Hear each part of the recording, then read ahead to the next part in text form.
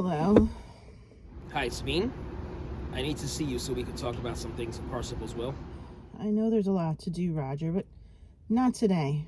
Really, I promise I'll come in. Today. No, I'm not going anywhere today. There are some things that, as his lawyer, I need to tell you. And I need to tell you in person. And I need to tell you now.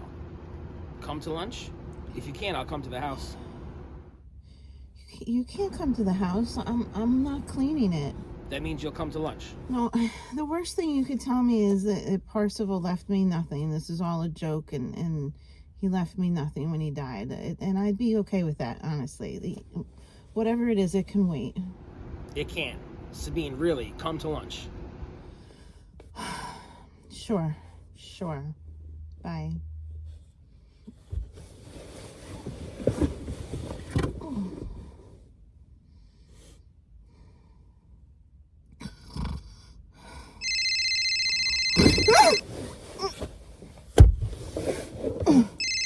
Hello?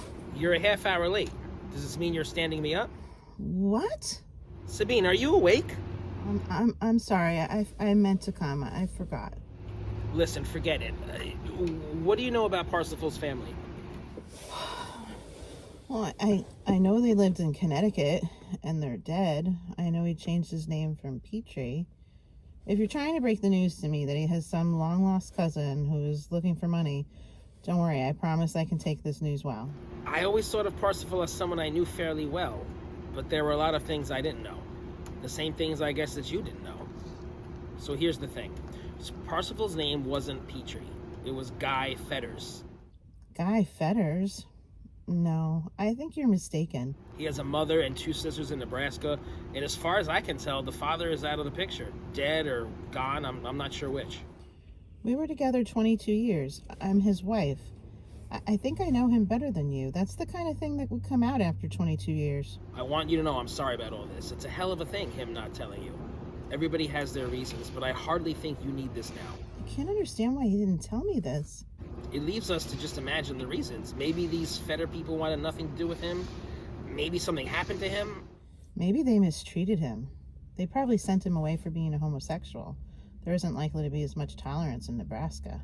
He probably wanted to forget the past. Look, he made things up in this new life. We shouldn't waste more time thinking about it. I'll contact them, you rest, and take care of yourself. It's going to be fine. Hi, everybody. I'm Joe. And I'm Mary. And we're Book Buds! And today, Mary is going to tell us about The Magician's Assistant by Anne Patchett. What kind of a book was this? It was like I don't know how to classify it. It was just... Romance? No. Fantasy? It was not romance or fantasy. It was not a typical Mary book. Wow. Yeah. I'm surprised. I know, right? So this is just like a like a book. normal Just fictional like a novel book. Yeah, fiction it was book. a novel. That's a novel idea. This was recommended to me by a friend who loves the author. She loves every single book by the author. And she was trying to pick something that might appeal to me because of me liking fantasy or whatever. So she's like, let's go with the one with the magician. I think that's why she picked it for me. It still wasn't a Mary book, but it was very good. And I see what she likes about it. The author's style seems to be kind of like, she weaves a tale. You know, she has the character go off into like a dream state and be puzzling through things, and she's just kind of like sewing things together as you're reading the story. So it's a very intriguing way of writing that really keeps you gripped, and it keeps you progressing through the story. Does that make sense? Yeah. And it's like a little foggy, you know? Okay. So when the story starts off, you start with the scene basically that we had, where there's a woman who is just like depressed in this empty mansion that her husband has left her, and he was only married to her. You don't know this right away, but you're kind of like trying to figure it out. He was only married to her for about 2 years, but they were together for 22 because he was a magician and she was the assistant. Okay.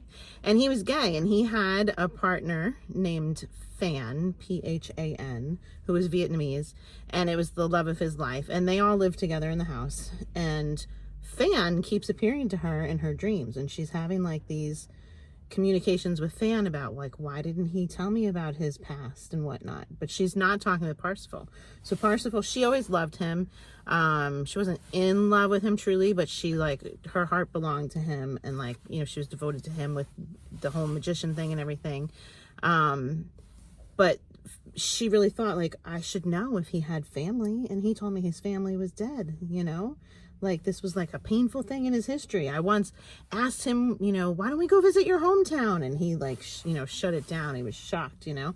So here now, in his death, she's finding out that he has this family, and she's talking to his dead lover about the family. Okay, and like, why did he hide this from me? So as the reader, you're kind of like, it is a little bit of an unreliable narrator kind of vibe, you know? I have questions. Yeah, go ahead. Wait, the three of them lived in the house together? Yeah. While they were married? Yeah.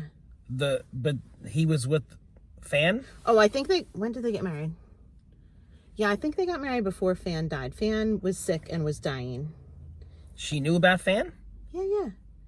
So they were just like a married, threesome type of thing? No, they were in a threesome. Open relationship? No, they were not lovers. She was not, and she didn't have any relations with the man that she married. Oh. So they married because he wanted to take care of her financially. So when, like, his lover was dying and then died, and then he wasn't well and was dying, and I think before he wasn't well, though, I think it was like a decision they made ahead of time. He wanted, like, her to be taken care of when they were gone. Okay. So, and they had lots of money. So he left the house and all the money, except for a little bit of money, to her. That's nice. It was very nice, yeah. So he cared about her and he loved her. Yeah. But the story, what it's really about is her, like, finding out who she is, because she has only ever lived for this man who was not, like, her sexual partner, you know, like, he was her partner in, like, so many ways, but not completely. So she was kind of like living like a half life for herself, like not a true life for herself. And so she's trying to figure out, like, well, what was his history? Why do I not know about his family? And who am I? What do I want? So it was a very, like, exploratory kind of read, you know? And so, but it, again, very foggy the whole time. There's dreams throughout the whole thing that, like, are interrupting the flow of the book. Just as you're getting somewhere, there's another dream, and you're like, what? Okay. So she goes and she meets the family in Nebraska. The family comes, and they come to her house, and they want to see where the mom's like, where did my son live?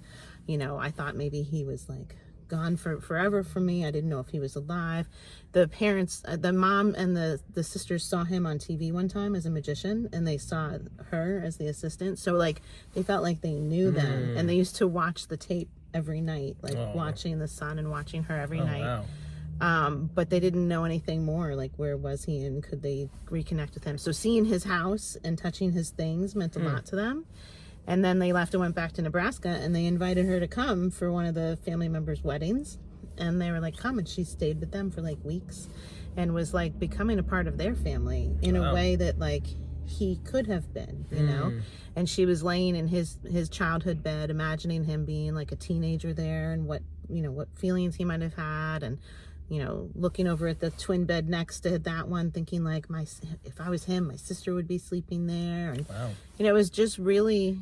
It was deep, kind of, in that way, you emotional know? And Yeah. And so for it being so exploratory, you almost feel like at the end you should have, like, this aha kind of thing, but it was, like, really abrupt at the end. It just ended, like, suddenly with a statement.